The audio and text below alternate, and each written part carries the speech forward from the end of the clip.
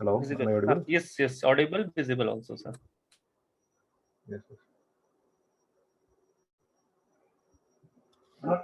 Sorry.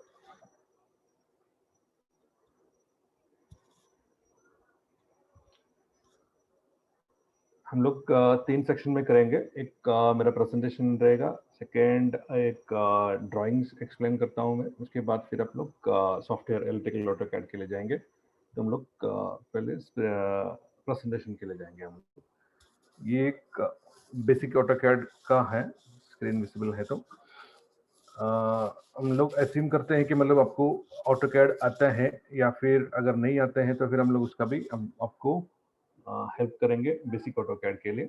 हमने module ये ऐसा है कि मतलब basic AutoCAD plus advance AutoCAD plus आपका electrical control panel designing. Okay, ये जो टूल्स यहाँ पे आपको होम पेज पे जो टूल्स आपको दिख रहे हैं, लाइन, पॉलीलाइन, सर्कल्स, ये सब आपका बेसिक ऑटोकैड का टूल्स है। यहाँ पे आप जो ड्राइंग करेंगे, मतलब जो भी आप ड्रॉ करोगे तो लाइन्स या पॉलीलाइन, सर्कल्स वगैरह यूज करके ड्रॉ करोगे। लेकिन एडवांस ऑटोकैड में, इलेक्ट्रिकल ऑटोकैड में जब आप यूज करते हैं तो अभी आपको वायर से यूज करना पड़ेगा। जो वायर नंबर दे सकते हैं उसके ऊपर, या फिर आपका बहुत सारा एडवांस है ऑटोकैड इलेक्ट्रिकल में। मैं आपको शो करता हूँ कि मतलब एक पर्टिकुलर ड्राइंग आप कैसे ड्रॉ करोगे, एक वायरिंग डायग्राम कैसे ड्रॉ करते हैं वगैरह, मैं आपको एक्सप्लेन करता हूँ कि सॉफ्टवेयर सेक्शन में। ठीक है, ये जो है आपका एक जीए डायग्राम है, जनरल अरेंजमेंट ड्राइंग्स है। इसमें आपको फ्रंट फेशियल में क्या क्या आते हैं पैनल्स का, मतलब switch gears, push buttons, actuators, sockets, ये वो सब डिटेल्स में अब यहाँ पे शो होगा कि वो कैसे ड्रॉ करते हैं। मैं आपको एक्सप्लेन करता हूँ नेक्स्ट सेक्शन में। ये कंट्रोल पैनल का है, एक वायरिंग डायग्राम है पीएलसी कंट्रोल पैनल का। लैडर डायग्राम एक्चुअली, ये लैडर डायग्राम हम लोग इलेक्ट्रिकल गार्ड में बना सकते हैं, प्लस उसको स्टिमुलेट करके भी देख सकते हैं कि मतलब उसके कुछ एरर्स है कि नहीं है ना। आप जो डिजाइन किया है उसके ऊपर कुछ एरर्स है या नहीं है, या फिर फुल प्रूफ है, ये सब उसके अंदर आपको स्टिमुलेट करके देख सकते हैं इलेक्ट्रिकल कैड में, आप जब ड्राइंग्स करते हैं तभी। नेक्स्ट, ये जो है इलेक्ट्रिकल कैड में जो आपने बनाया हुआ एक आईजीए है, मतलब इंटरनल जनरल अरेंजमेंट ड्राइंग्स है। इसके अंदर बहुत सारा आपका स्विचेस दिखेगा, इंटरनल लेआउट की एमपीसीबी से यहाँ पे लगा हुआ है, एमपीसीबी से प्लस एमसीसीबी ऊपर फर्स्ट रो पे एमसीसीबी, सेकेंड इसमें कॉन्टैक्टर्स एमपीसीबी लगा हुआ है, यहाँ पे साइड पे टर्मिनल्स है। तो टर्मिनल डिटेल्स कैसे करते हैं वगैरह वो सब डिटेल्स में हम लोग इलेक्ट्रिकल कैड में कर सकते हैं। टर्मिनल्स 1 to 1 हम उनको टर्मिनल डिटेल्स भी दे सकते हैं वहाँ पे। ठीक है, नेक्स्ट हम लोग जाएंगे डायरेक्टली इलेक्ट्रिकल कंट्रोल पैनल्स में। तो different types of electrical control panels क्या क्या हम लोग एक्सप्लेन करेंगे। लाइक पीसीसी पैनल्स हैं, और control centre panels, MCC panels हैं, motor control centre panels, automatic power factor controls panel, automatic main scaler AMF panels हैं, distribution panels, DG synchronizing panels, programmable logical control panels मतलब PLC panels हैं, automation panels, जैसे मतलब ऐसा 8 to 10 panels हम लोग explain करते हैं, डिजाइन कैसे करते हैं, उसका कैलकुलेशंस कैसे करते हैं, वो हम लोग क्लास में एक्सप्लेन करते हैं। मैं आपको एक रफ आइडिया देता हूँ कि पैनल्स क्या है, कैसे पैनल डिजाइन करना पड़ता है। ये देखो पीएलसी कंट्रोल पैनल्स का एक इमेज आपको शो हो रहा है, वो उसमें बहुत सारा स्विचेस इंक्लूड है, मतलब एसीबीज, एमसीसीबीज, एमसीबीज वगैरह उसके अंदर इंक्लूड करते हैं। मतलब ये कैसे डिजाइन करते हैं as per the SLD, single line diagram. तो सिंगल लाइन डायग्राम आपको प्रोवाइड होगा क्लाइंट की तरफ से, या फिर आपका क्या बोलते हैं कंसल्टेंट थ्रू, या फिर आपका जो भी क्लाइंट है तो उनके थ्रू आपको आसान इनपुट एसएलडीज मिलता है। एसएलडी के ऊपर आप फिर उसको पैनल में कन्वर्ट करते हैं कि कौन कौन सा स्विचेस लगाना है, उसके ऊपर स्विचेस का टाइप कौन कौन सा है।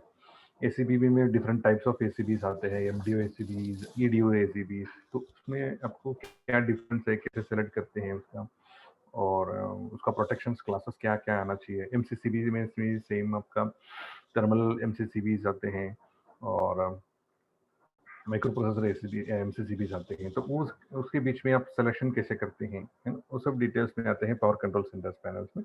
और हम लोग पैनल्स का भी हम लोग डिजाइन करने के टाइम पे पैनल्स लेंथ, ब्रेड्थ, हाइट कितना होना चाहिए, कि मतलब कैसे वो डिराइव होते हैं, वो सब डिटेल्स में जाएंगे कि हर एक फीडर्स कितना, साइजिंग ऑफ फीडर्स कैसे करते हैं, वो इसके अंदर आ जाएंगे पीसीसी कंट्रोल पैनल्स में।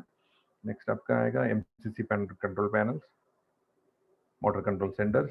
मोटर कंट्रोल सेंटर्स में डिफरेंट टाइप्स ऑफ स्टार्टर्स आते हैं, मतलब DOL starters, direct online starters हैं। उसके बाद फिर मैं एक एक पैनल में एक्सप्लेन करता हूँ, जो ड्राइंग्स एक्सप्लेन करने के टाइम पे डायरेक्ट ऑनलाइन स्टार्टर कैसे वर्क करते हैं, उसका एक्चुअल ड्राइंग कैसे बनाते हैं, ड्राइंग कैसे रीड कैसे करते हैं ड्राइंग्स को। ड्राइंग्स तो आप बना लोगे, लेकिन ड्राइंग्स को रीड करना भी इम्पोर्टेंट है। जो ड्राइंग्स आपने बनाए या फिर दूसरा किसी ने ड्राइंग्स बनाए, उसको रीड कैसे करते हैं, है ना, वो भी इम्पोर्टेंट है। तो मोटर कंट्रोल सेंटर्स में डिफरेंट टाइप्स ऑफ स्टार्टर्स में बोला कि डीओएल स्टार्टर्स हैं, आरडीएल स्टार्टर्स, रिवर्सेबल डीओएल स्टार्टर्स हैं, और स्टार डेल्टा स्टार्टर्स आपको मालूम है, स्टार डेल्टा स्टार्टर्स हैं।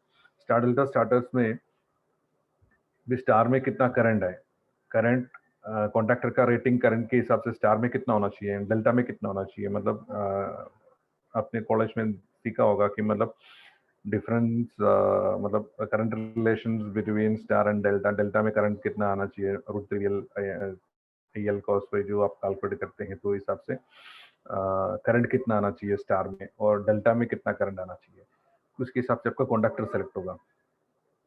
Mains conductor, delta conductor and star conductor select होगा।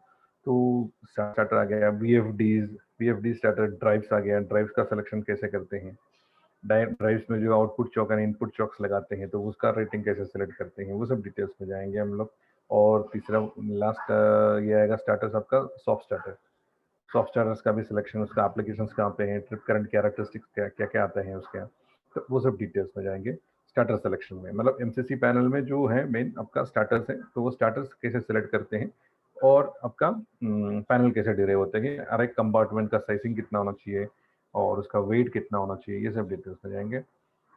नेक्स्ट आपका एपीएफसी कंट्रोल पैनल आते हैं, पावर फैक्टर कंट्रोल पैनल से actually sorry, power factor control panel actually use करते हैं पावर फैक्टर को मेंटेन करने के लिए।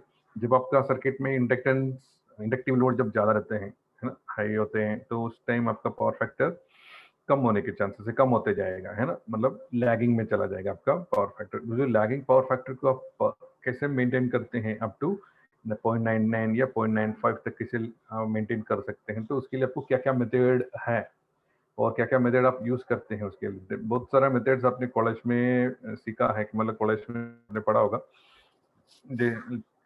जैसे कि स्टैटिक कैपेसिटर्स यूज कर सकते हैं, सिंक्रोनस मोटर्स रन कर सकते हैं पावर फैक्टर इंप्रूवमेंट के लिए। तो उसमें से हम लोग स्टैटिक कैपेसिटर वाला जो पार्ट है, उसको हम लोग इम्प्लीमेंट करते हैं automatic power factor control panel में। कैपेसिटर्स ऐड करते हैं, जैसे आपका इंडक्टिव लोड बढ़ता जाएगा, मतलब मोटर सर्किट जैसे बढ़ गया, तो उसके हिसाब से आपका कैपेसिटर्स बैंक भी ऑन होते जाएगा ऑटोमेटिकली। ठीक है, उसके लिए हम लोग कितना स्टेज का रिले यूज करते हैं, एपीएफसी रिले कितना स्टेज कैसे कैलकुलेट करते हैं, 8 स्टेज चाहिए, 12 स्टेज चाहिए, 6 स्टेज चाहिए, या फिर आपका 10 स्टेज चाहिए, तो स्टेज कैसे डिले होते हैं, तो उसके ऊपर भी हम लोग डिस्कस करते हैं। मतलब वो भी आपको कैलकुलेशंस हम लोग एक्सप्लेन करते हैं कि पावर फैक्टर कैसे मेंटेन होते हैं, है ना, मेंटेन करना है आपको। नेक्स्ट आते हैं आपका AMF panels, automatic main failure panels आते हैं। ये पैनल हम लोग यूज करते हैं डीजी में, डीजल जनरेटर में। डीजल जनरेटर में हम लोग ये पैनल्स इनबिल्ट करके देते हैं, नहीं तो फिर आपका एएमएफ पैनल्स अलग होगा पैनल रूम पे। ये panel APFC sorry AMF panels जो यूज करते हैं, वो जो है आपका जो डीजल जनरेटर है उसको ऑटोमेटिकली ऑन या ऑफ करने के लिए। जब आपका इलेक्ट्रिसिटी बोर्ड का पावर अनहेल्दी हो जाता है, मतलब रेटेड वोल्टेज के नीचे है, 380 वोल्टेज के नीचे समझो इनके 3 फेज में, तो क्या होगा, तो आपका पैनल सेंस करेंगे वोल्टेज अनहेल्दी हो गया, और आपका डीजी को सिग्नल जाएगा ऑन करने के लिए, अल्टरनेटर आपका ऑन हो जाएगा। जो डीजी डीजल जनरेटर जो आप यूज करते हैं, उसका क्राइंग मोटर को सिग्नल जाएगा, क्राइंग मोटर ऑन होगा, और उसके बाद आपका डीजी ऑन होगा, रेटेड आरपीएम में रन होंगे। उसके बाद फिर आपका रेटेड वोल्टेज जनरेट होंगे, रेटेड वोल्टेज जनरेट होने के बाद फिर आपका लोड शेयरिंग चालू होता है ना। अभी लोड शेयरिंग एसीसीएल थ्रू करते हैं ऑटोमेटिक करंट लिमिटर के साथ, तो उसके लिए आपको ये पैनल्स यूज करते हैं, एएमएफ पैनल्स, है ना। ये सेंस करेगा, एलवीएम यूज करते हैं उसके, line voltage monitor. Line voltage monitor sense करके आपका आगे का सर्किट को ऑन या ऑफ करते हैं। ठीक है, तो उसी के लिए एक पैनल है, वो पैनल कैसे डिजाइन कैसे करते हैं, उसका वायरिंग डायग्राम कैसा है, वो सब डिटेल्स में जाएंगे नेक्स्ट आते हैं आपका DG synchronising panel. DG synchronising panel में मतलब आपका 2 और मोर डीजीज आपको पैरेलल में रन कराना है, अल्टरनेटर आपको पैरेलल में रन कराना है, तो उस टाइम हम लोग एक डीजी सिंक्रोनाइजिंग पैनल्स यूज करते हैं। डीजी सिंक्रोनाइजिंग के लिए आपको पता है कि आपको नॉलेज होगा उसका कि क्या क्या पैरामीटर्स सेम होना चाहिए कि मतलब डीजी सिंक्रोनाइज करने के लिए, मतलब आपका फेज सीक्वेंस सेम होना चाहिए, रेक्टर वोल्टेज सेम होना चाहिए, फ्रीक्वेंसी सेम होना चाहिए, ऐसा बहुत सारा पैरामीटर्स आपको देखना है कि कि आपका डीजी सिंक्रोनाइजिंग करने से पहले। ठीक है, तो आपने कॉलेज में भी सीखा होगा, बहुत सारा मेथड है, dark lamp method, bright lamp method और सिंक्रोनोस्कोप, है ना। तो उसमें से हम लोग सिंक्रोनाइजिंग जो करते हैं डीजी, मतलब प्रैक्टिकली जो इंडस्ट्रियल पर्पस के लिए जो आप लोग डीजी सिंक्रोनाइजिंग जब करते हैं तो फिर डीजी सिंक्रोनाइजेशन पैनल्स यूज करते हैं, उसके डीजी सिंक्रोनाइज स्कोप यूज करते हैं माइक्रो प्रोसेसर वाला। ठीक है, मतलब वो पीएलसी थ्रू आप डीसीएस में से कंट्रोल कर सकते हैं या फिर बीएमएस से भी कंट्रोल कर सकते हैं। तो उसी के लिए हम लोग एक पैनल्स यूज करते हैं, डीजी सिंक्रोनाइजिंग पैनल। ठीक है, ये इसका भी हम लोग एक्सप्लेन करते हैं कि मतलब मास्टर डीजी कौन कौन कौन सा होना चाहिए, मास्टर डीजी या स्लेव डीजी कौन सा होना चाहिए, तो उसका लोड शेयरिंग कितना परसेंटेज होना चाहिए, ये सब डिटेल्स में हम लोग एक्सप्लेन करेंगे डिटेल्स में। नेक्स्ट आपका एचवीएसी पैनल्स आएंगे, heating ventilation air conditioning panels.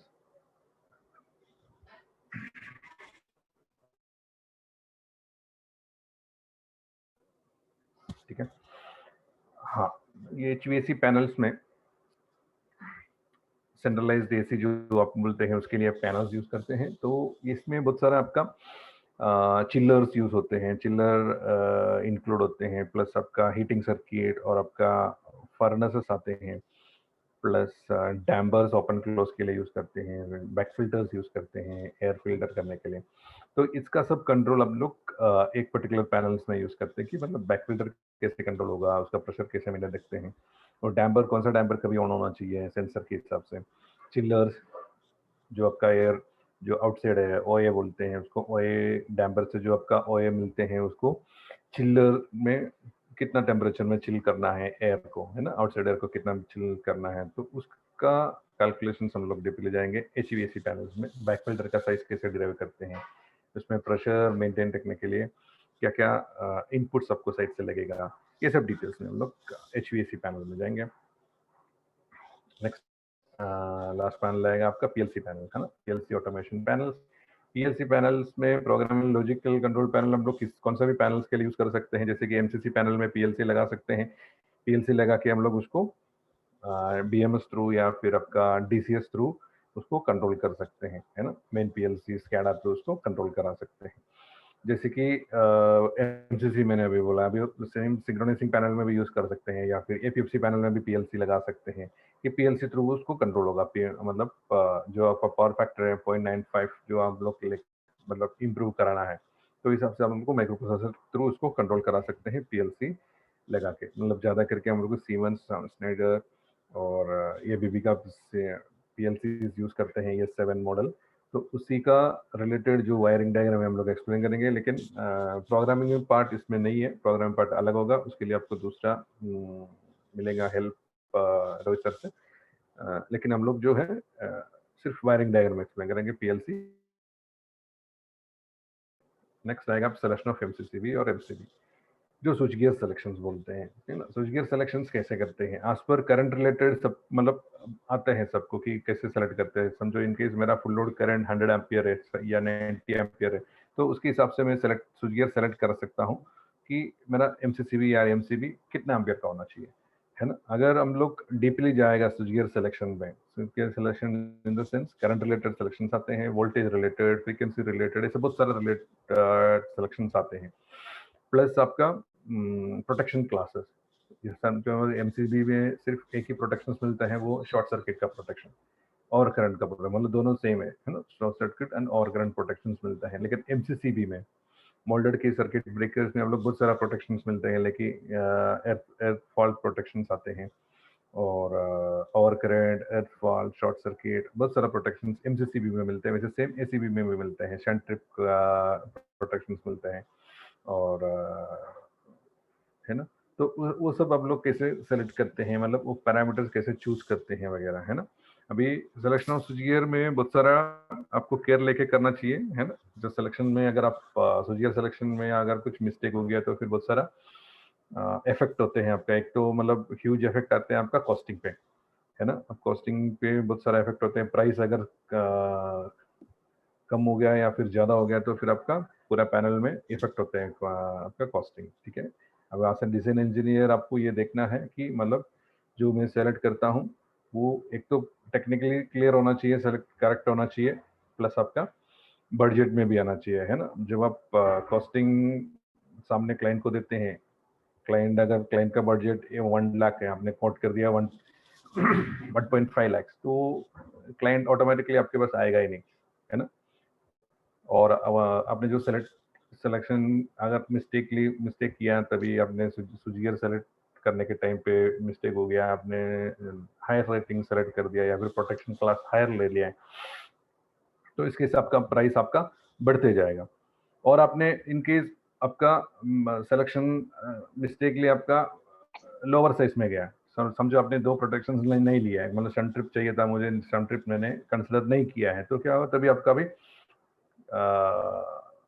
Price कम हो जाएगा, पैनल का टोटल प्राइस कम होते जाएगा, ठीक है ना। उस टाइम में भी क्या होगा, जो मिस्टेकली आपका जो प्राइस कम हो गया है वो क्या करता है, आप फिर आपको आपके जेब में से मतलब आपका जो पैनल बिल्डर जो है उनके जो क्या बोलते हैं प्रॉफिट में से उनका वो 20% करना पड़ेगा, है ना। तो ये जो है मतलब ये सिलेक्शन ऑफ स्विचगियर जो है मेनली और कॉस्टिंग में भी ज़्यादा करके डिपेंड होते हैं, मतलब कॉस्टिंग में इफेक्ट करते हैं कि अगर आप मिस्टेक करते हैं सिलेक्शन में तो फिर कॉस्टिंग में भी इफेक्ट होते हैं और आपका टेक्निकली भी इफेक्ट होते हैं। मतलब साइट पे जाने के बाद फिर वो पैनल आपका चलेगा नहीं, ऑन नहीं होगा, मतलब जब वो पैनल चार्ज करते हैं तो फिर आपका स्विचगियर ट्रिप होते जाएगा या फिर आपका डैमेज होने के भी चांसेस है, ठीक है।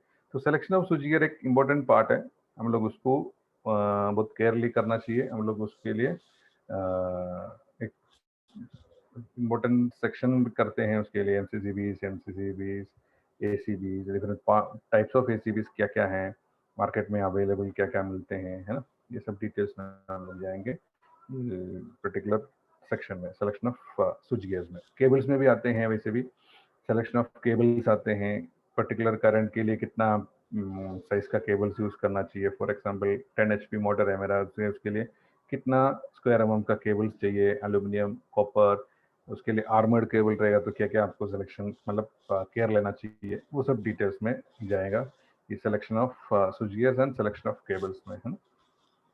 और नेक्स्ट आएंगे, ठीक है। तो इतना अपना इलेक्ट्रिकल कंट्रोल पैनल्स में जो है हम लोग नेक्स्ट 45 डेज में हम लोग ये एक्सप्लेन करेंगे डीपली। रवि सर इसका एक सिलेबस शेयर करोगे क्या, मैं एक्सप्लेन करता हूँ। Yes, sir, sharing.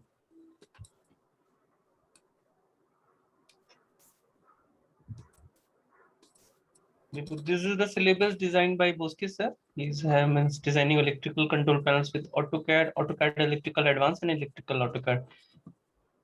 हाँ, yes sir. स्क्रीन विजिबल है ना सबको।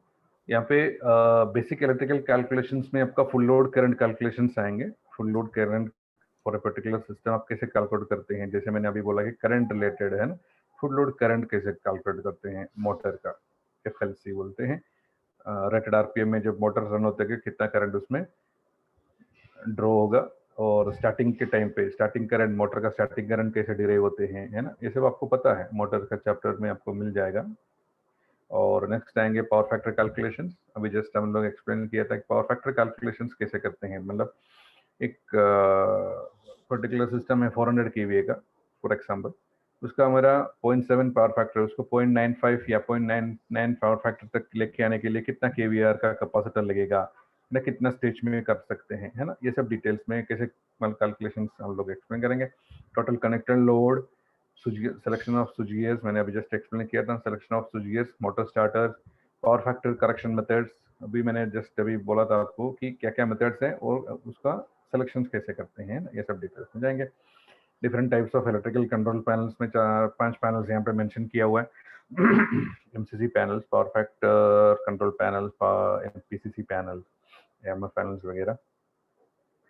पेड़ आएगा आपका sizing of compartment. GA drawings कैसे बनाते हैं आप, जनरल अरेंजमेंट ड्राइंग्स कैसे बनाते हैं, उसके लिए आपको कंपार्टमेंट का साइजिंग कैसे करना है। नॉन कंपार्टमेंटल पैनल्स भी आते हैं, कंपार्टमेंटल पैनल्स भी आते हैं, तो उसमें आपको कैसे स्विच करना है कि कंपार्टमेंटल का भी पैनल करना है और नॉन कंपार्टमेंटल पैनल्स का भी यूज करना है ना, वो डिटेल्स में आएंगे।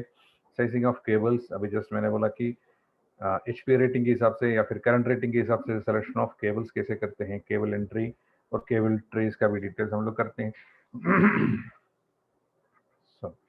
बस बार रूटिंग्स, बस बार का भी सिलेक्शन आते हैं कि करंट रेटिंग के हिसाब से, क्रॉस सेक्शन के हिसाब से 100 एम्पियर का स्विच गियर है मेरा एमसीसीबी, तो उसके लिए कितना बस बार यूज करना चाहिए, कितने का बस बार यूज करना चाहिए। एल्यूमिनियम कंडक्टर रहेगा तो, या फिर कॉपर कंडक्टर में कितना बस बार का साइज क्या होगा, ये हम लोग डिस्कस करते हैं।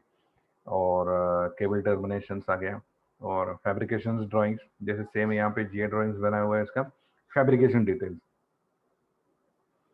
जो पैनल्स आपने डिजाइन किया उसके फैब्रिकेशन करने के टाइम पे जो आप डेवलपमेंट ड्राइंग्स बोलते हैं ना, जो मैकेनिकल फील्ड में है उनको पता है कि डेवलपमेंट ड्राइंग्स बोलते हैं, वो डेवलपमेंट ड्राइंग्स पैनल के लिए कैसे बनाते हैं, है ना। फैब्रिकेशन ड्राइंग में क्या क्या शो करना चाहिए फैब्रिकेटर को, है ना, वो सब डिटेल्स में जाएंगे।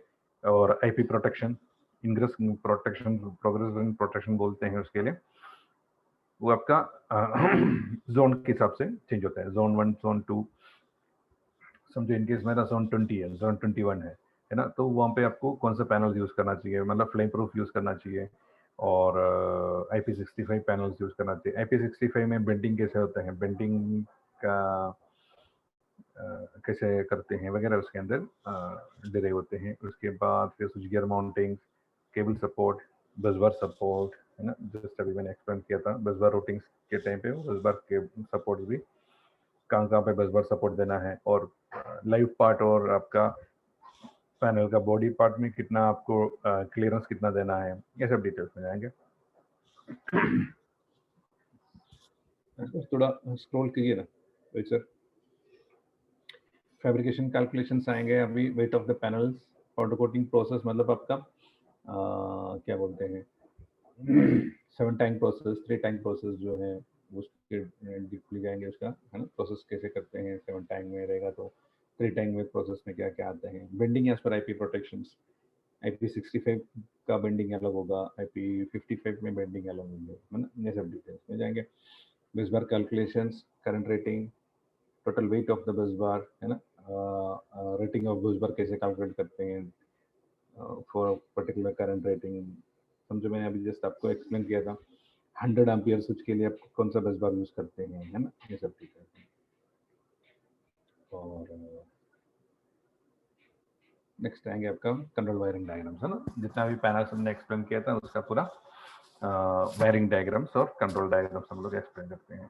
ठीक है, ये आपका बेसिक सिलेबस है, ये सिलेबस आपका कंट्रोल पैनल डिजाइनिंग के लिए नेक्स्ट 1.5 मंथ या 2 मंथ्स में हम लोग ये पूरा कवर कर देंगे। ठीक है,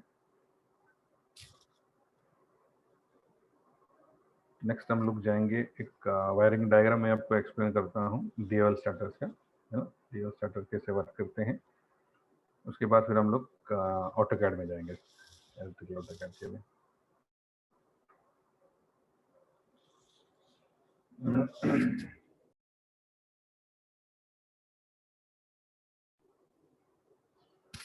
स्क्रीन विजिबल है मेरा?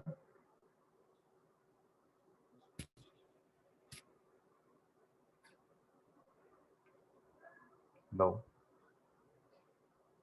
Visible, it's visible completely. Okay. ये जो ड्राइंग है आपका स्क्रीन पे जो आते हैं आया है, वो जो है आपका डीएल स्टार्टर्स का है, डायरेक्ट ऑनलाइन स्टार्टर। जो आपका लेफ्ट साइड में जो पार्ट है ये आपका कंट्रोल पावर डायग्राम है। टीपीएम बस बार से जो पावर आते हैं वो मोटर टर्मिनल्स तक हम लोग देते हैं एसडीएफ, मतलब स्विच डिस्कनेक्टर फ्यूज से कॉन्टेक्टर और ओवरलोड रिले, है ना, ऑयल आप यूज करते हैं, ओवरलोड रिले से आपका मोटर टर्मिनल्स में सप्लाई जाते हैं। कॉन्टेक्टर कब ऑन करना है कब ऑफ करना है उसका हम लोग कंट्रोल सर्किट यहाँ पे बनाया हुआ है। कंट्रोल सर्किट से आपको पता चलेगा कि उसका कंडक्टर्स आपका ऑन ऑफ कैसे करते हैं, ठीक है। यहाँ पे आपका कंट्रोल सर्किट सिंगल फेज है, फेज एंड न्यूट्रल यहाँ पे मिलेगा तो टर्मिनल पे। उसके बाद एक 2 एम्पियर एमसीबी यूज किया है प्रोटेक्शंस के लिए, है ना। उसके बाद फिर आपका OLR है, OLR का एनसी थ्रू लिया, नॉर्मली क्लोज्ड वाला जो टर्मिनल है यहाँ से लिया है। इसके अंदर बहुत सारा आपका टर्मिनल्स है, फीचर इंटरलॉक है, स्पेयर कॉन्टैक्ट्स हैं। उसके बाद आपका emergency push button, MCC stop push button है। उसके बाद LCS पुश बटन आएंगे, LCS स्टॉप पुश बटन, मतलब LCS in the sense local control station से अगर आपको स्टॉप करना है मोटर को तो वहां से भी आप स्टॉप कर सकते हैं। और यहाँ पे आपका DCS स्टॉप लिखा है, मतलब डिस्ट्रीब्यूटेड कंट्रोल सिस्टम जो है उसके अंदर से भी आप उसको स्टॉप कर सकते हैं, मतलब रिमोटली स्टॉप करना है। ये 2 पोर्शन जो है आपका रिमोटली स्टॉप करना है मोटर को, अगर करना है तो, है ना, कर सकते हैं। उसके बाद यहाँ पे आपका फेज जाएंगे 2 कॉन्टैक्टर के NO कॉन्टैक्ट में, मतलब एक NC कॉन्टैक्ट है, दूसरा NO कॉन्टैक्ट है A3 का, है ना। A3 कॉन्टैक्ट ड्राइव करते हैं आपको मोटर रिमोटली ऑपरेट करना है या फिर DCS में ऑपरेट करना है ना। तो आपका ये सेलेक्टर स्विच डिराइव करेगा कि लोकल या रिमोटली ऑपरेट करना है कि नहीं है। अगर लोकली ऑपरेट करना है तो फिर करंट यहाँ से जाएगा सिर्फ नीचे, और LCS से जब भी आप पुश करोगे तो फिर आपको यहाँ पे सप्लाई मिल जाएगा C1 को, C1 आपका ऑन हो जाएगा, ठीक है। ये जो C1 ऑन हो जाएगा आपका मोटर रन हो जाएगा, ठीक है। आपका डायरेक्ट ऑनलाइन में स्टार्ट हो जाएंगे LCS थ्रू। सेम आपको DCS से करना है तो ये स्विच को आपको ऑन करना है तो आपको ACS के यहाँ पे आ जाएंगे DCS से। DCS से जब भी आप उसको कमांड देंगे ऑन करने के लिए, है ना, PLC थ्रू जब उसको कमांड देंगे तो सिग्नल जाएगा, आपका C1 स्टार्ट हो जाएंगे, ठीक है। ये बेसिक वर्किंग है आपका ड्यूअल शटर से, एक LCS थ्रू और एक DCS थ्रू ऑन करना है या फिर उसको कंट्रोल करना है तो कर सकते हैं यहाँ पे, ठीक है। और इसका इंडिकेशन यहाँ पे दिया है, जैसे कि C1 ऑन हो जाते हैं उसी टाइम आपका इंडिकेशन आएगा मोटर ऑन का इंडिकेशन। जैसे आपका ट्रिप होता है मोटर, है ना, कौन सा भी कंडीशन में अगर आपका मोटर ट्रिप हो गया तो क्या है, ऑयलर का एक NO कॉन्टैक्ट है यहाँ पे, ऑयलर का NO कॉन्टैक्ट, ये वाला ऑयलर का NO कॉन्टैक्ट लेके मैंने इसको ट्रिप इंडिकेशंस दिया है, ठीक है। तो आपका पैनल में 2 ऑप्शंस आएंगे, एक तो आपका ऑन इंडिकेशन और आपका ट्रिप इंडिकेशन, ठीक है। वो पैनल में आप दे सकते हैं, ऑफ का इंडिकेशन भी दे सकते हैं। ऑफ कैसे देते हैं आपको हम लोग एक्सप्लेन करते हैं, ऑफ का इंडिकेशन कैसे देना चाहिए और कैसे देते हैं, ठीक है। ये आपका बेसिक एक डायग्राम है ड्यूअल स्टार्टर्स का, कैसे रीड करना है ये मैंने अभी एक्सप्लेन कर दिया, कैसे रीड करते हैं, क्या क्या इसके अंदर आपको शो कराना है, और पावर डायग्राम क्या है, कंट्रोल डायग्राम क्या है, ये सब डिटेल्स में मैंने अभी एक्सप्लेन किया है, ठीक है। अभी हम लोग जाएंगे सॉफ्टवेयर में, है ना, इलेक्ट्रिकल सॉफ्टवेयर में कैसे उसका ऑपरेशन, मतलब कैसे उसमें ड्रॉ करते हैं, ड्राफ्टिंग कैसे करते हैं वगैरह हम लोग देखते हैं इसके ऊपर, ठीक है। ऑटोकैड का पेज विजिबल है मेरा?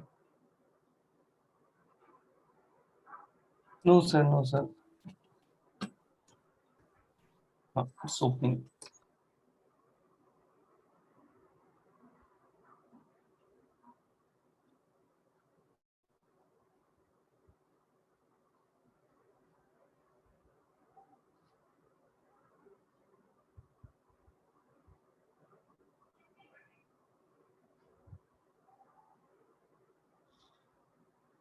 Hello, Hello. Yes. Yes, it's open, sir. या Visible. हाँ, ये जो है आपका नॉर्मल ऑटोकैड का स्क्रीन है, यहाँ पे भी सेम आपका होम पेज पे जो आपको दिख रहा है, होम पेज पे ये जो जितना भी टूल्स हैं वो सब नॉर्मल ऑटोकैड के हैं, लाइक लाइन डायग्राम है, मतलब पॉली लाइन है, सर्किल, आर्क, ये सब आप नॉर्मल ऑटोकैड में भी आप उसको ड्रॉ कर सकते हैं, ड्राफ्ट कर सकते हैं लाइन्स लेके, ठीक है। इलेक्ट्रिकल कैड के लिए हम लोग एक प्रोजेक्ट के लिए जाएंगे, मतलब कौन सा प्रोजेक्ट आपको ऐड करना है, प्रोजेक्ट कैसे मैनेज करते हैं वगैरह, ठीक है। अभी समझो मैंने एक प्रोजेक्ट मैनेजर ऑन किया, मतलब प्रोजेक्ट मैनेजर यहाँ पे है, यहाँ पे नया प्रोजेक्ट में यहाँ पे ऐड कर सकता है, न्यू प्रोजेक्ट न्यू ड्राइंग, है ना, न्यू प्रोजेक्ट करके यहाँ पे ऐड कर सकता हूँ। मैंने एक ऐड किया है कोर्स सॉफ्टवेयर के नाम पे, उसके अंदर एक ड्राइंग्स भी है, GA ड्राइंग्स करके मैंने एक ऐड किया हुआ है ना, ये ड्राइंग्स एक्चुअली यहाँ पे ओपन है। ये ड्राइंग्स में ये प्रोजेक्ट हम लोग बस बहुत सारा ड्राइंग्स यहाँ पे ऐड कर सकते हैं। प्रोजेक्ट में कितना ड्राइंग्स है, मतलब समझो इनकेस मेरा एक पैनल में 10 ड्राइंग है तो 10 ड्राइंग में यहाँ पे ऐड कर सकता हूँ। समझो इनकेस यहाँ पे देखो स्कीमेटिक में बहुत सारा ड्राइंग्स ऐड किया हुआ है, जैसे सेम है यहाँ पे भी ड्राइंग्स में बहुत सारा ड्राइंग्स यहाँ पे ऐड कर सकता हूँ, आज पर मैं रिक्वायरमेंट है ना, रिक्वायरमेंट कितना ड्राइंग्स का है तो उस हिसाब से मैं इसको ऐड कर सकता हूँ, ठीक है। और नेक्स्ट आएंगे यहाँ पे बहुत सारा है, अपडेट कर सकते हैं उसके, है ना, ड्राइंग्स आप लोग उसको सेलेक्ट कर सकते हैं उसके हिसाब से। नेक्स्ट आएगा स्कीमेटिक डायग्राम पे। स्कीमेटिक डायग्राम में हम लोग उसका वायरिंग डायग्राम्स करते हैं, है ना। अभी तक हम लोग इलेक्ट्रिकल कैड में जो सॉरी नॉर्मल ऑटोकैड में जो हम लोग ड्रॉ करते थे तभी हम लाइंस लेके करते थे, है ना। अभी हम लोग जो इलेक्ट्रिकल कैड में जो ड्राइंग्स बनाते हैं, ड्राफ्टिंग करते हैं, तो उसका हम लोग वायर्स यूज करते हैं। यहाँ पे वायर्स हैं, है ना। यहाँ पे वायर्स में मल्टीपल बस है, वायर नंबर्स, मतलब यहाँ पे जो वायर्स है उसके यूज करके हम लोग ड्राइंग्स बनाते हैं, ठीक है। वो कैसे बनाते हैं मैं आपको एक्सप्लेन करता हूँ। यहाँ पे मल्टीपल बस का एक ऑप्शन है, ठीक है।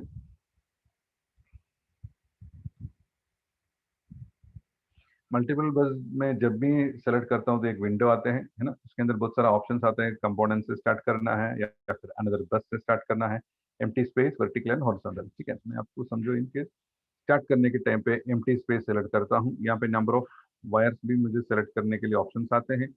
यहाँ पे मैं अगर नंबर ऑफ वायर्स 3 चाहिए, मतलब आर वाई बी न्यूट्रल या फिर R Y B neutral earth 2 चाहिए था, उस टाइम मैंने 5 सेलेक्ट करता हूँ, नहीं तो आर वाई बी न्यूट्रल रहेगा तो 4 सेलेक्ट करता हूँ, ठीक है। समझो इनकेस मैं 3 सेलेक्ट करता हूँ, ट्रिपल वायर 3 वायर सिस्टम है। और यहाँ पे क्या कर सकते हैं हम लोग, इसको वायर के बीच में का जो स्पेसिंग है वो भी यहाँ पे डिराइव करता है ना। ये स्पेसिंग इंपॉर्टेंट है क्योंकि आप अगर सीटीज यूज करते हैं वायरिंग पे तो सीटीज ऐड करने के लिए स्पेसिंग आपको मेंटेन रखना जरूरी है, ठीक है। तो फॉर एग्जाम्पल मैं इसको 0.5 करता हूँ, ओके, ठीक है। और मैं जब ड्रॉ करता हूँ यहाँ पे, है ना, तो यहाँ पे एक एक क्लिक में मेरा 3 वायर यहाँ पे ड्रॉ होते हैं, ठीक है।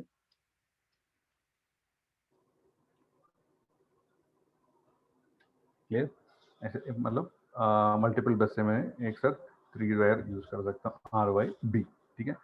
उसके बाद में अगर समझो इनको दूसरा भी वायर्स चाहिए, मैंने अभी बताया था कि अनदर बस का एक ऑप्शन है यहाँ पे, है ना। अनदर बस का एक ऑप्शन है, अनदर बस सेलेक्ट करता हूँ, 3 वायर सेम, ओके करने के टाइम पे क्या है, स्टार्टिंग में क्लिक किया तो ऑटोमेटिकली मेरा बस यहाँ पे ऐसा सेलेक्ट हो गया, ठीक है। तो ऑटोमेटिकली क्या है यहाँ पे जो जॉइनिंग का है, जॉइनिंग डॉट जो है वो सिलेक्ट होते हैं। उसके बाद जो जंबर्स यूज करते हैं वो भी यहाँ पे आ जाता है ना, ऑटोमेटिकली।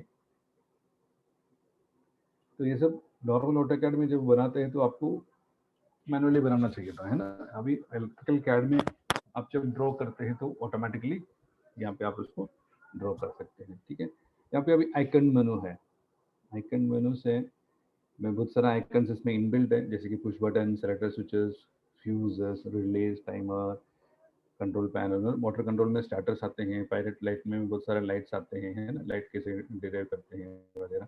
और उसके बाद सेलेक्टर स्विचेस, फ्यूजेस, बहुत सारा यहाँ पे भी आप देख सकते हैं, बहुत सारा है। समझो मुझे एक पुश बटन यहाँ पे ऐड करना है ड्राइंग्स में, ठीक है। मैं पुश बटन सेलेक्ट करता हूँ और यहाँ पे मुझे ऐड करना है, फॉर एग्जाम्पल जहाँ पे ऐड करने में वहाँ पे क्लिक करने के बाद ये विंडो आता है। ये विंडो में बहुत सारा इनपुट आप देख सकते हैं, जैसे कि आपका बीओएम में ये जो विंडो में जो कुछ भी आप डिटेल्स ऐड करते हैं ये आपका ऑटोमेटिकली बीओएम में भी जनरेट होगा, है ना, बीओएम में रिफ्लेक्ट होगा। ये समझिए मैंने पीपी 1 किया उसका नाम, यहाँ पे लाइन डिस्क्रिप्शन में मैं लिखता हूँ पुश बटन, है ना, यहाँ पे लिखता हूँ पुश बटन, कैप्स में लिखता हूँ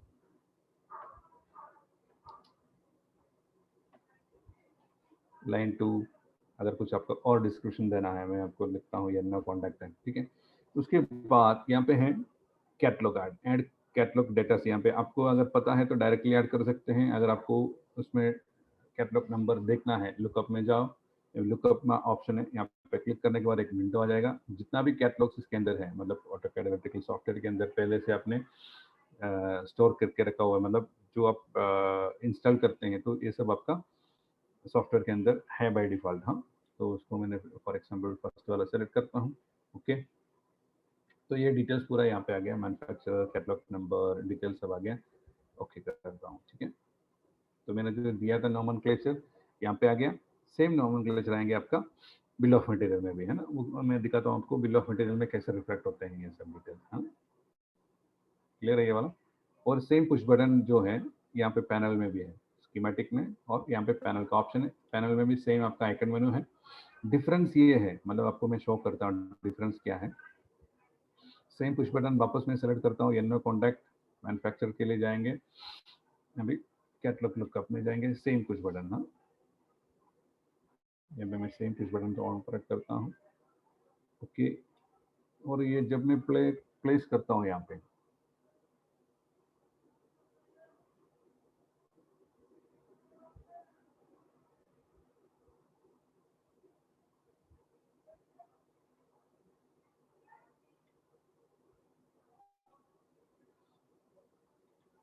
ठीक है, देखो जब मैं दोनों पुश बटन मैंने अलग अलग जगह से लिए थे, सेम पुश बटन है, एक में पैनल से लिया था, दूसरा जो है स्कीमेटिक में लिया था।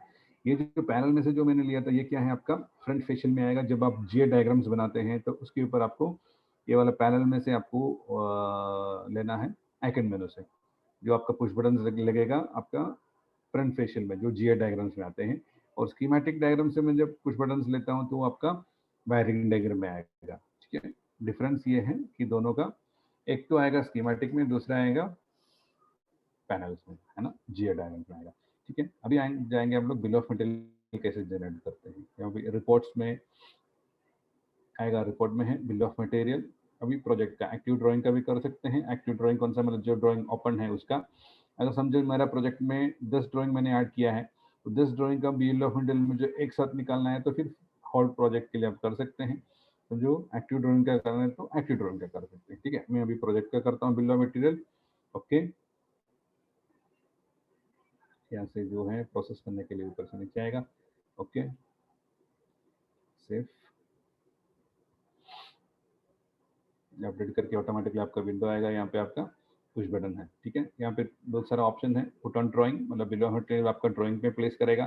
सेव टू फाइल, तो फाइल आप सेव करा सकते हैं एक्सेल में या फिर वर्ड फाइल में, इसको सेव करा सकते हैं। डायरेक्ट आप इसको प्रिंट भी कर सकते हैं। पुट ऑन ड्राइंग बोलता हूँ।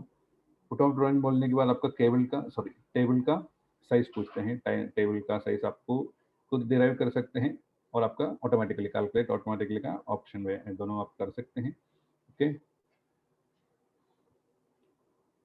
जब ओके प्लस करने के बाद फिर आपका बिल ऑफ मटेरियल आएगा। वहाँ पे जो कौन सा यहाँ पे प्लेस करना है तो वहाँ पे आप प्लेस करा सकते हैं। तो मैं यहाँ पे प्लेस करता हूँ प्लस। ठीक है, देखो मैंने जो प्लेस किया, मतलब जो मैंने सेलेक्ट किया था, टैग नंबर जो दिया था मैंने PV1, क्वालिटी उसका 1 है ना। जो कैटलॉग डेटा है, मैन्युफैक्चरर डिस्क्रिप्शन क्या है, वो सब ऑटोमेटिकली आ जाता है यहाँ पे, है ना। जैसे जितना भी कंपोनेंट्स है यहाँ पे, सब कंपोनेंट्स का बिल ऑफ मटेरियल आप ऑटोमेटिकली जनरेट करा सकते हैं। ठीक है, रिपोर्ट्स में। और एक और ये है, समझो मैंने एक ड्राइंग्स आज बनाया और उसमें कमेंट आया क्लाइंट का, उसके अंदर एक और कंपोनेंट ऐड करना है मुझे, है ना। जब उसको ऐड करने के टाइम पे वापस उसको बिल ऑफ मटेरियल आपको इसमें मैनुअली ऐड नहीं करना है। यहाँ पे रिपोर्ट्स में वापस जाके मिसिंग बिल ऑफ मटेरियल, हाँ, missing bill of material select करना है। तो इसमें जो बिल ऑफ मटेरियल पूरा सिस्टम रीड करेगा, उसमें जो कुछ भी मिसिंग है, मतलब अभी जो नया ऐड किया है, उसको क्या करेंगे, वापस वो बिल ऑफ मटेरियल में ऐड करके सेम आपका ड्राइंग्स में प्लेस करना है या फिर आपको फाइल में सेव करना है, वो सब विंडो आएंगे, वो उसके अंदर आप उसको ऐड करा सकते हैं, मतलब मिसिंग बिल ऑफ मटेरियल के कमांड यूज करके। ठीक है, तो ये जो है एडवांस ऑटोकैड में इतना सारा डिटेल्स आप कर सकते हैं, बहुत सारा कर सकते हैं। उसमें से मैंने सिर्फ एक ही बताया कि अब उसमें नॉर्मल ऑटोकैड और आपका इलेक्ट्रिकल ऑटोकैड जो एडवांस कैड है उसमें क्या डिफरेंस है, और कितना आपका इसलिए आप ड्राइंग्स बना सकते हैं, और आप उसको स्टिमुलेट कैसे कर सकते हैं, क्रॉस वेरीफाई कर सकते हैं, है ना, वो सब डिटेल्स में है उसके अंदर।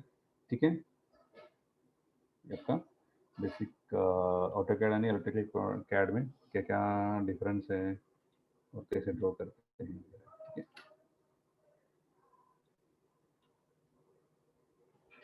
Okay Rohit sir, I am done.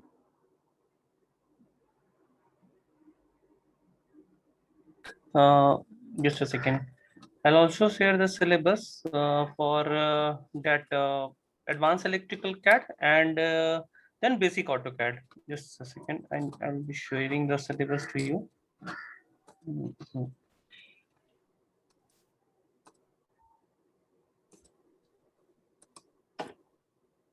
And that was a fabulous presentation given by Bosque sir. I know 1 hour is not much enough to give whole electrical CAD and control panel design training. So this is the syllabus. ये दूसरा module है AutoCAD electrical sir जब start किए थे तो 2015 का ये syllabus, अभी 21 चल रहा है तो 21 लेटेस्ट वर्जन में मिल जाएगा ट्रेनिंग आपका, डोंट वरी.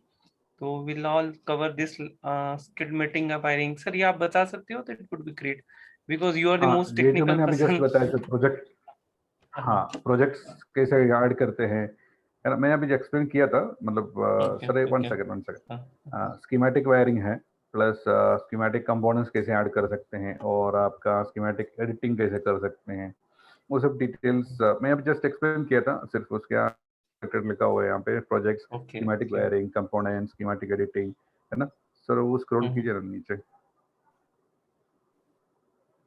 और आएंगे आपका पैनल लेआउट्स, है ना, स्कीमेटिक रिपोर्ट, पैनल लेआउट्स कैसे करते हैं, कस्टमर कंपोनेंट्स कैसे बनाते हैं, और पीएलसी मॉड्यूल्स का भी ऑप्शन है उसके अंदर. मैं उसको मतलब शो नहीं किया है. लैडर डायग्राम कैसे बनाते हैं उसको है ऑप्शंस वहाँ पे. और लैडर डायग्राम में हम लोग ये भी चूज कर सकते हैं स्टिमुलेट करके, अगर कुछ एरर्स रहेगा तो वो इमीडिएटली बताएगा कि मतलब आपका कुछ अगर एरर्स है तो, है ना, मतलब टर्मिनल टू टर्मिनल अगर मैच नहीं हो रहा है तो फिर वो भी आपको वहाँ पे स्टिमुलेट करके देख सकते हैं. और सेटिंग कॉन्फ़िगरेशन तो बेसिक ये है, कस्टम डेटा वगैरह जो है वो कर सकते हैं हम लोग इसमें, ठीक है. और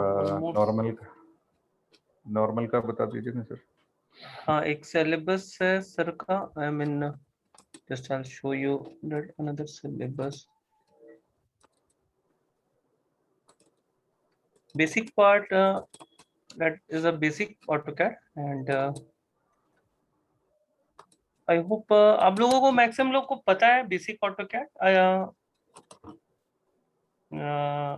बेसिक AutoCAD बहुत लोगों को पता है, नहीं भी पता है तो डोंट वरी.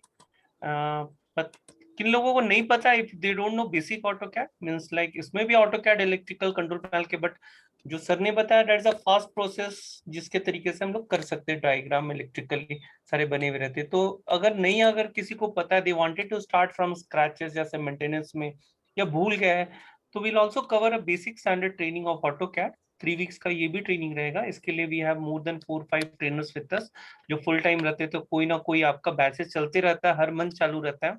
जैसे अभी भी बैच चल रहा है शाम के 7 से 8 बजे वीकडेज, और 8 से 9 भी रहता है, सैटरडे संडे भी रहता है. ये अगर किसी को करना है तो आप कर सकते हैं, किसी को पता नहीं जस्ट मेरे को व्हाट्सअप करो, will enroll it.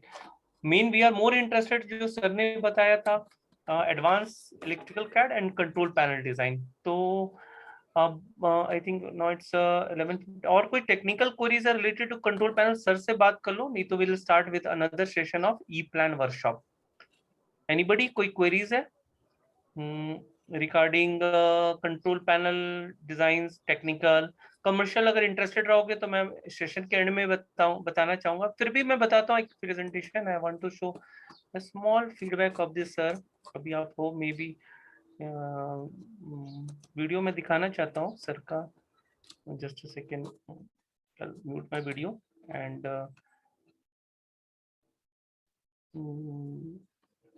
just a second.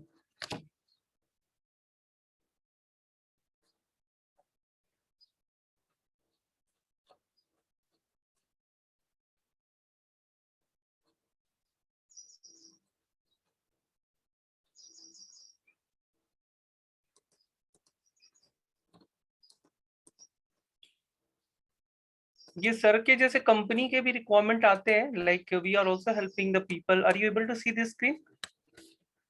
we'll start e-plan batch in just 5 to 10 minutes. meanwhile मैं बताता हूँ हाउ कंपनी में कैसे वर्क करता है.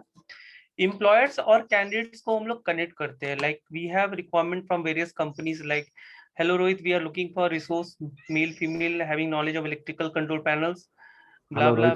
हाँ यस सर, ये AutoCAD का सिलेबस शो हो रहा है तो आपका अच्छा share new share just a second.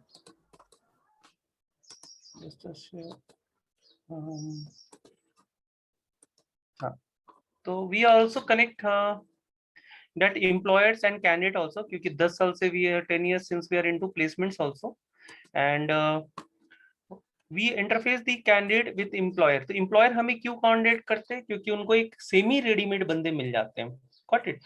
Like we are जैसे if you see a job descriptions, we are looking for male female candidate, electrical control system, experience will be private, but freshers भी चलता है, देखो लिखा हुआ fresher will work, request to share the resources। तो हमारे जो ऑनलाइन ऑफलाइन स्टूडेंट्स रहते हैं, अब जैसे मिस प्रज्ञा ने किया था हमारे offline courses online courses sir के साथ ही कंट्रोल पैनल बैच 2 में, और they have shortlisted and she got selected also।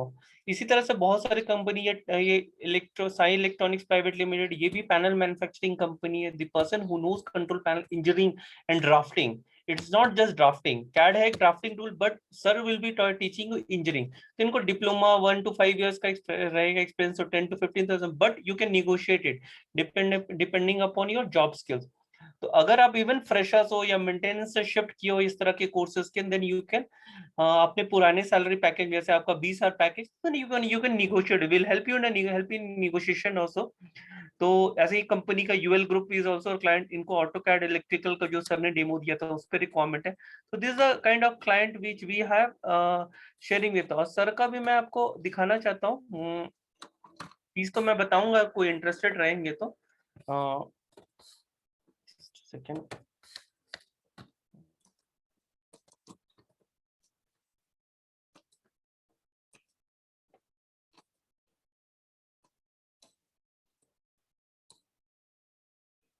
तो तब तक हम लोग 12 बजे स्टार्ट करेंगे। ओके,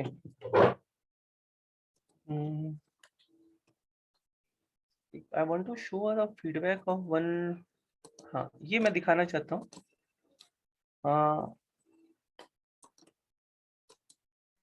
ये फीडबैक आप देख सकते हो। We have a course of tech Cadds Hadapsar branch है, कैडस स्वारगेट ब्रांच है, 2 ब्रांचेस है हमारे। तो ऑलरेडी सर के भी अगर रिव्यूज देखोगे, control panel, are you able to see the screen please? तो I have joined Sunday special batch on electrical CAD control panel, और 1 साल पहले का है ये feedback. Industrial trainer clear all doubts, better skills promoted. Abhishek Kole, इसके company वाले ने इन्होंने बुलाया था, बोला कि come on join this course, I'll increase your package of 1 lakh। तो Abhishek and his friend in join Bhupesh, उनको ऑटोकैड आता था electrical, but still he join control panel design class, और उन्होंने जॉब को अब सैलरी को अपग्रेड करने के लिए भी 10 कोर्स लगाया था। तो very good tutor, flexible timings to manage current job, complete support with very good experience in learning electrical AutoCAD control. तो ये बोस्के सर का फीडबैक है, एक्सीलेंट 5 स्टार रेटिंग। ये गूगल में आप देखोगे, गूगल जस्ट सुलेखा ऐसे में रिव्यूज है, 2 साल पुराने भी हमारे। Then Shankar, I have join electrical CAD, flexibility given, working professional के लिए। अनुपमा शिंदे, ये she used to come through, उस समय मतलब 2018 का फीस है, मतलब कि ये फीडबैक है, मींस ये 3-4 साल पुराना फीडबैक है। तो she used to come from Bhosti to our Hadapsar office, excellent training provided Kunjan sir, Bhoske sir, friendly nature, all people who teach there, good support provided by Rose sir। उस समय Prajakta madam हमारी placement team थी, Sushma madam counsellor placements का भी देखती थी। Then Bhupesh, this is a feedback, excellent training in AutoCAD control panel, ये 2019 का फीडबैक है। तो ये सर का फीडबैक, अगर अब ये बहुत ही वंडरफुल, मतलब हिट कोर्स है हमारे यहाँ। और इसी तरह से Ketaki, experience faculty, friendly staff, George sir teaches well, clear basics। So this is a genuine feedback। अभी आप just wait for 4 minutes, then we'll start a E-plan batch also, and I'm going to show the videos of also the sir। और उसके बाद हम लोग 12 बजे E-plan का Mahesh sir are you there ना Mahesh sir? Yes sir.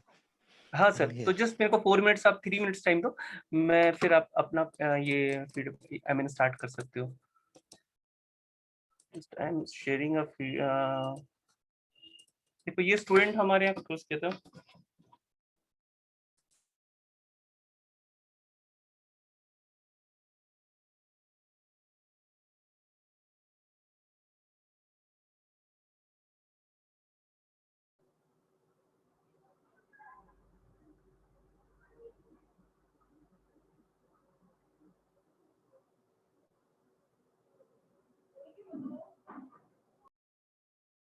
Hello Rohit sir, इसका audio नहीं है।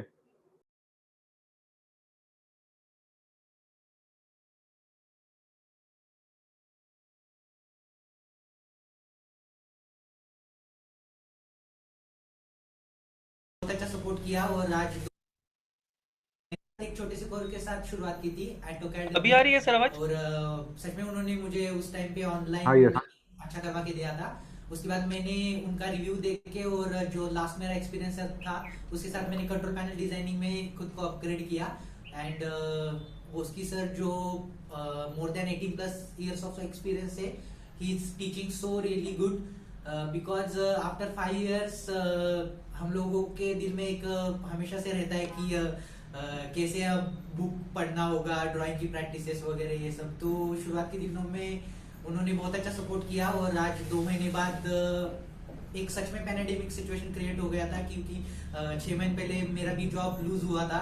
तो after 2 months of training I got a confidence कि मैं अगेन एक अच्छा जॉब सिक्योर कर सकता हूँ और हो भी गया। मतलब एक्यूरेट पावर टेक सॉल्यूशंस करके कंपनी था, उनके यहाँ पे मुझे ऑटोकैड के बेसिक ट्रेनिंग पे as a project coordinator job लग गई। और मतलब पुणे में इस सिचुएशन में जॉब सिक्योर होना इस वक्त के लिए मेरे लिए बड़ी बात थी। और इसमें रोहित सर, बोस्की सर, इन दोनों का एक्सपीरियंस मुझे बहुत अच्छे से काम आया।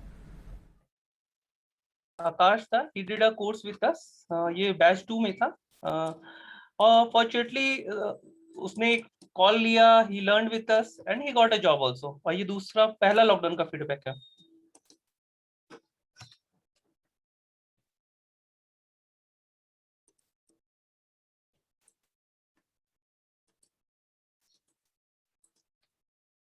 This is another feedback। Switch gear selection तक ये पूरा सिखाया जा रहा है। और ये मैंने एडमिशन लॉकडाउन में ऑनलाइन लिया था। तो अभी ऑनलाइन हमारे क्लासेस चल रहे हैं लास्ट 2 वीक से और बहुत अच्छा रिस्पांस है। ऑटोकैड भी ऑनलाइन आ रहा है, उसमें डिजाइन भी हम कर रहे हैं। अभी हमारा पैनल सेक्शन कंप्लीट हुआ है, अभी हम ऑटोकैड की तरफ बढ़ रहे हैं और अच्छा कोर्स है, आप भी ज्वाइन कीजिए।